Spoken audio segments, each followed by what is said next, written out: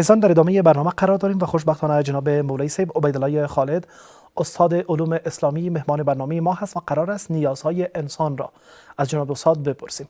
استاد بزرگوار سلام، صبحتان بخیر و بسیار زود خوش آمدین. سلامت باشین. من میخواهم خدمت جناب شما و کسانی که کارکنان شما در این رادیو تلویزیون تربیتی هستند و از طریق شما به تمام ملت سرشاری که واقعا تشنه همه علوم و معارف هستند میخواهم من حیث یک تحفه بزرگ با عنوان السلام علیکم و رحمت الله و برکاته صبح زیبای شما را آغازگر شویم. علیکم السلام و رحمت الله و برکاته جناب استاد. امیدوار هستم که صبح شما هم پر از دستاوردها و انرژی های مثبت بوده باشد. استاد بزرگوار، اگر انسان را من حیث یک موجود نیازمند بشناسیم و نیازهای انسان را بحث بکنیم چی عالی خواهد شد. اما قبل از آن که درباره نیازهای این موجود نیازمند صحبت بکنیم چی عالی هست خود انسان را یک تعریف بکنیم. انسان یک موجود مکلفی هست که سرشار تمام موجودات است، تمام مخلوقات است. پروردگار عالم تمام مخلوقات را به مفاد انسان پیدا کرده. انسان کرامت و شرافت داده. چنانچه می‌فرماد ولقد کرمنا بنی آدم. و همه مخلوقاتی که در زمین ما می‌بینیم یا در آسمان همه را الله جل جلاله بر مفاد انسان پیدا کرده. چنانچه قرآن کریم می‌فرماد هو الذی خلق لكم ما فی الارض جمیعا. خدا ذاتی است که آنچه که در زمین است به مفاد شما پیدا کرده. پس خدا امیتو یک ذاتی است که برای انسان عزت و وقار و کرامت و عزت و شرف داده. انسان یک موجودی مکلف است و موجودی هست که پرتلاش هست، موجودی هست که مسئولیت دارد که خلیفه خداوند در روی زمین هست. از این خاطر نیابت خدا را داره، مسئولیتی بزرگی در زمین دارد، این انسان است. جناب استاد، انسان را اگر نیازهایش بررسی بکنیم و نیازهای انسان را ما به بحث و گفتگو بگیریم، انسان معمولا چقدر نیازمند هست و به کدام موارد نیاز دارد؟ انسان نیازهایی که دارد به دو قسم می باشد. یکی نیازهای مادی هست، دیگر نیازهای معنوی هست. نیازهای معنویش که عبادت است، آرامش روحی و جسمی هست و آرامش ذهنی هست، آرامش یعنی وطن هست که در شاخه میتونیم برای امنیت هم صحبت بکنیم که نیاز دارد. یکی از نیازهای مبرم انسان همی هست که به یک امنیت چی دارد؟ نیاز دارد. و نیازهای معنوی مادی انسان که عبارت از به کار انداختن اسباب دنیوی هست، تعالی و عروج است که امروز ما میبینیم که به چه چیزهای انسان نیاز دارد. و به تمام این نیازها پروردگار عالم در قرآن کریم بسیار به صراحت تأکید و دستور فرمودن که خداوند جل عظمته به انسانها میگه شما نیازی به نیازهای معنوی که عبارت از مثلا تکنولوژی امروزی هست، از هرچی اسبابی که در دنیا هست در شامل است. جناب استاد، در بین این نیازها کدام نیاز هست که برای ما دقیقاً نشان میدهد که انسان نیازهای خود را باید چگونه برآورده بسازد؟ و سرشار نیازهایی که برای مسلمان ها بسیار اشد و ضروری هست، نیاز مبرم هست، او عبارت از تعلیم و تربیه. بسیار عالی است. تعلیم و تربیه وقتی که ما از دیدگاه اسلام و قرآن و آیات و روایات ببینیم، اهمیت تمام نیازهای ما در این نکته است. بسیار عالی است. چنانچه که خداوند انسان از زمانی که آدم را پیدا میکند، آدم و حوا را پیدا میکند. آدم به خاطر از این میگن که مشتق از عدیم الارض است، از خاک زیر زمین، یک خاک پاک خداوند انسان را پیدا کرد. از این خاطر آدم میگن. حوا را به خاطر حوا میگن که از حی پیدا شد، از زنده پیدا شد، از قبرغه چپ حضرت آدم صفی خداوند پیداش کرد. اما برای تخلیق انسان در روی زمین وقتی که ما یک فلسفه برای این فلسفه بکنیم یا تاریخچه شکم ذره ریشی از زیر ارزیابی بکنیم، ما میبینیم که پروردگار عالم در بخاطر تخلیق انسان با ملائکه مشوره میکند. میگم من میخوام یک خلیفه ای را پیدا بکنم، اینی جاعل فی الارض خلیفه، ما جانشینی در زمین پیدا بکنم که قانونی ما در زمین ما تطبیق بکند. انسان انتخاب کرد، پیدا کرد. ملائکه گفت پیدا نکن که اینا خون میریزانن، اینا فساد میکنن، اینا اختلافات ایجاد میکنن. خداوند گفت آنچه را من میدانم شما نمیدانید. ملائکه با واقعا نمیدانستند که غیب جز خدا دیگه هیچ کس نمیفهمد. چی میدانستند که 1,24,000 انبیا میاد؟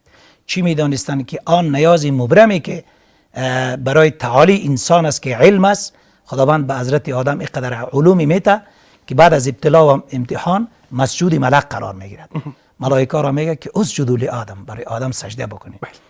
که سجده‌ای که برای آدم شده، سجده تعظیمی، ای فقط آنچه که کمالی که در آدم بود او علم بود که خداوند امتحان گرفت.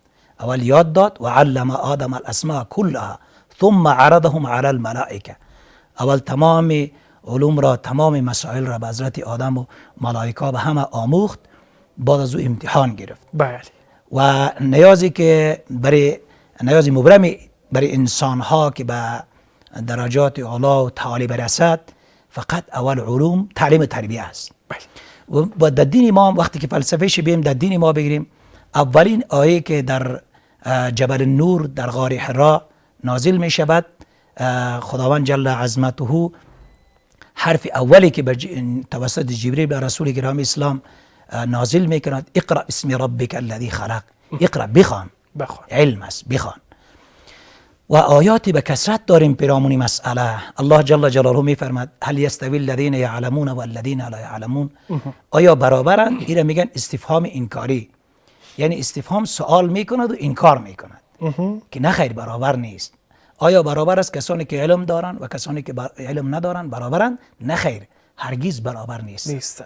پس انسان وقتی که ارزشی والایی را دارد و نیازی مبرمش که علم است، این از منظر دین اگر مطالعه بکند، باز میبیند که واقعا خیلی خیلی زیاد نیازی مبرم برای انسان است که به کمال انسان را میرساند. بله جناب استاد، بفرمایید جناب استاد. و همچنان آیات دیگری داریم، احادیث رسول مبارک صلی الله علیه و سلم که یرفع الله الذین آمنوا منکم والذین اوتوا العلم درجات. همچنان حدیث داریم که رسول مبارک صلی الله علیه و سلم میفرماد طلب العلم فریضة علی کل مسلم، طلب کردن علم فرض است بر هر مسلمان.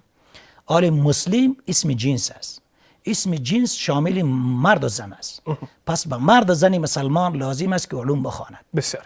و به می خاطر قرآن کریم، احادیث رسول گرامی اسلام در ارتباط ارزش علم، در ارتباط ضروریات علم که برای انسان چقدر ضروری است، برای ساختار انسان علم نیازی اشد است و ضروری است. بعد انسان به خاطر برآورده ساختن نیازهایش یگانه نردبان و یگانه زنجیر ناسکلنده که به خداوند وصل بکند علم است. بله جناب استاد، قبلا شما اشاره به یک نقطه بسیار ظریف و عالی داشتین که الله سبحانه و تعالی برای انسان کرامت داد و دقیقاً کرامت انسان همان علم انسان هست که در نخست با آدم علیه السلام اسمای کل چیز را یاد داد و علوم را برایش عطا کرد و سپس دین مبین اسلام که اخرین شریعت نبی کریم صلی الله علیه و سلم هست به کلمه اقرا آغاز شد.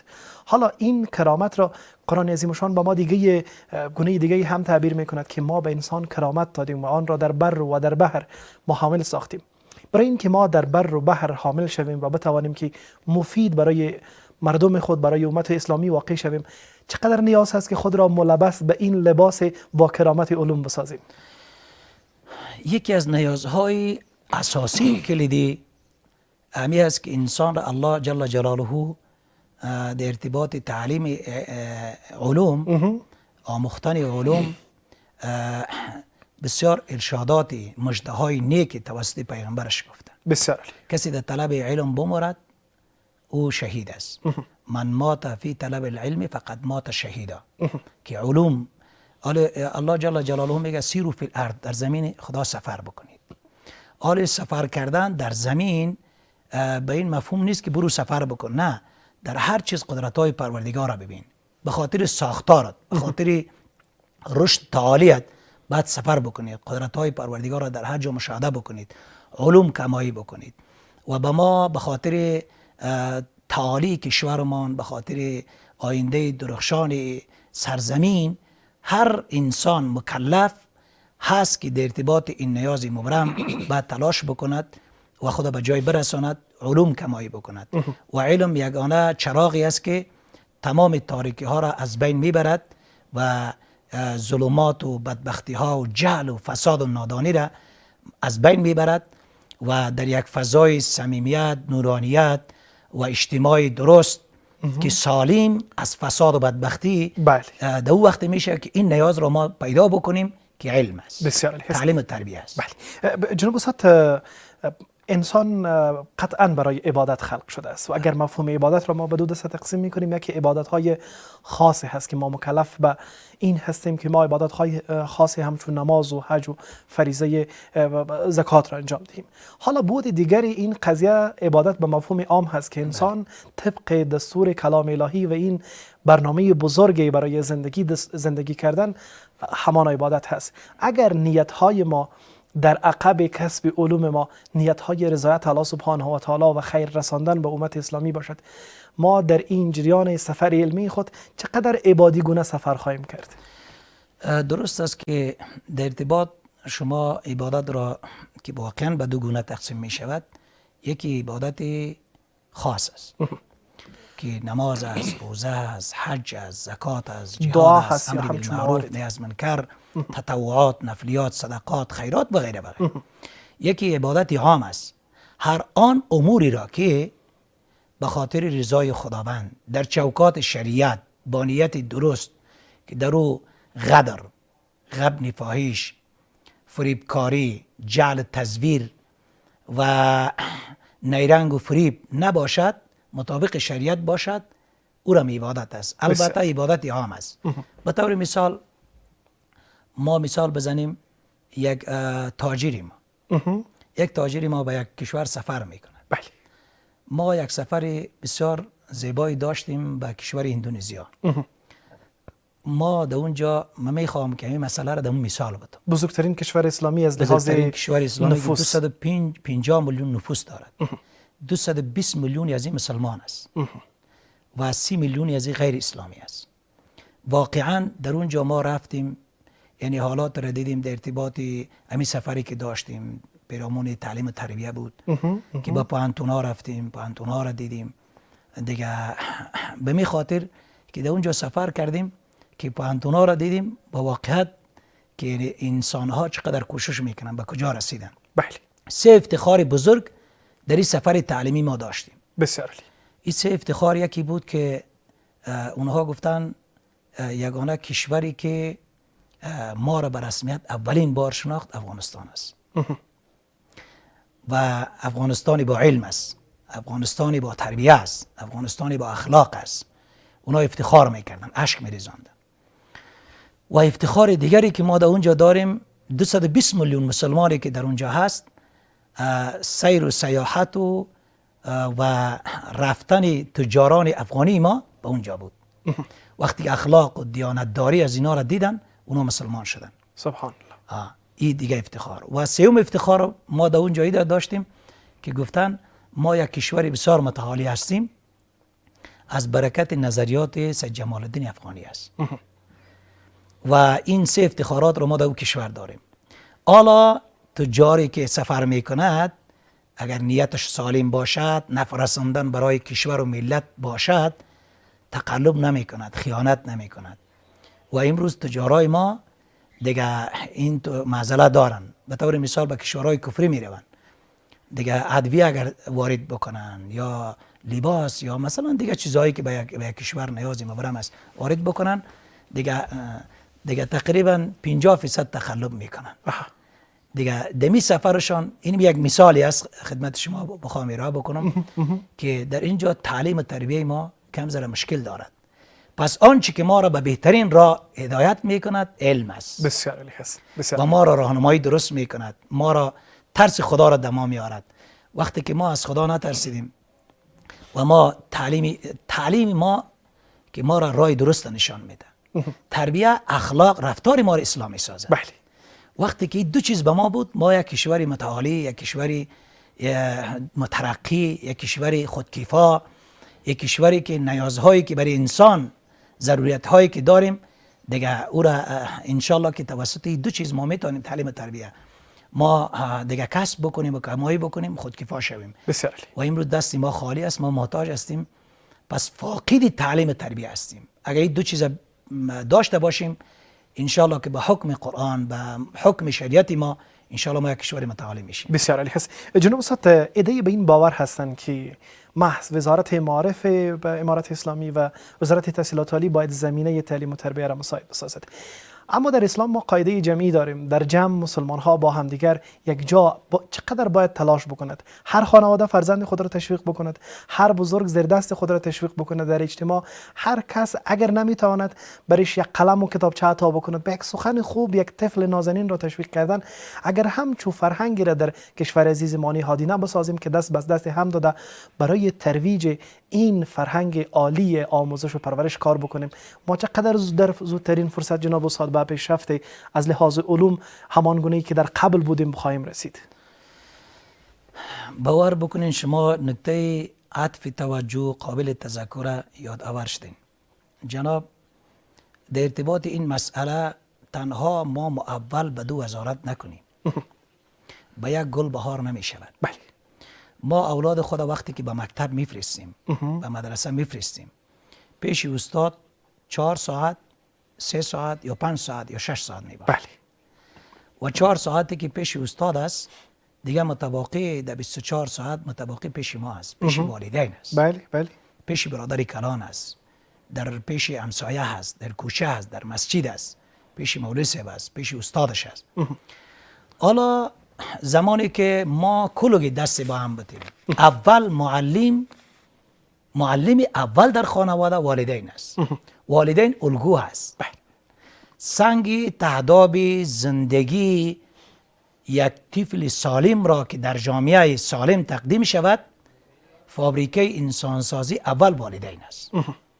اگر اینا تعلیم تربیه درست بکنن، خودشان الگو هستند، در خانه الگو باید باشن، اولادها، بچه ها از پدر، دخترها از مادر تقلید میکنن. معلم اول اولاد وطن والدین گرامی است. بسیار. و با والدین گرامی تعلیم و تربیه اول خودشان داشته باشن و خفته نباشن. خفته را کی کند بیدار. بعد اول والدین خود بسازن برای تربیه اولادشان که جامعه سالم داشته باشیم. نیاز داریم که خانواده های سالم داشته باشیم. خانواده های سالم عبارت از والدین نیک است، والدین با اخلاق است. فرهنگ سازی در میان یک جامعه شروع می شود از والدین، بعد از مکاتب، از مدارس، از پوهنتونها، از نهادهای تعلیمی و تربیتی شروع می شود. کلی از دستی با هم داده بتانند که یک جامعه سالم، یک کشور مرفه، یک کشور با اخلاق، با انسانیت. یکی از دلایل بعثت پیغمبر ما گرامی اسلام همی است که چنانچه می فرماید اینی بعثت معلما لاتمم مکارم الاخلاق. لاتمم مکارم، ما معلم فرستاده شدیم تا مکارم اخلاق، ابعاد گسترده اخلاق را تکمیل بکنیم. و قرآن کریم می فرماید که و انک لعلی خلق عظیم، ای پیغمبر تو به یک اخلاق پسندیده و بزرگ هستی. حالا اخلاق پیغمبر ما را قرآن بیان می‌کند و احادیث رسول گرامی اسلام صلی الله علیه و سلم خودشان. و ام المؤمنین حضرت عایشه صدیقه رضی الله تعالی عنها می‌فرماید که خلقه القرآن، اخلاق پیغمبر قرآن است. سبحان الله. حالا پیغمبر میگه ما یک معلم هستم، معلم اول اولاد والدین است. حالا محمد گونه اخلاق باید والدین داشته باشه. بسیار. اولاد درست تربیه بکنند، در جامعه تقدیم بکنند.